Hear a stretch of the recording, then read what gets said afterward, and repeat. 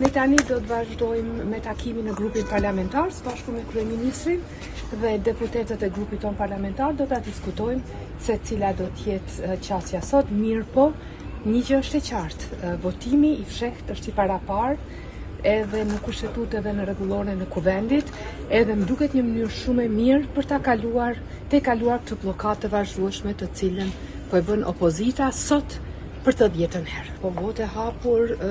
e provuam ta merrnim, nuk e morëm dot sepse si duket opozita nuk ka arritur në radhë parë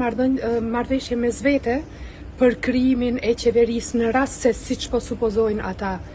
kryeministri Kurti nuk do të arrinte ta bënte qeverinë me 61 vota në parlament dhe prandaj janë të interesuar ta zgjasin gërçin derisa t'ju vinë ndonjë ndihmë, si duket presin ndonjë ndihmë nga jashtë, se tjetër shpjegim nuk ka.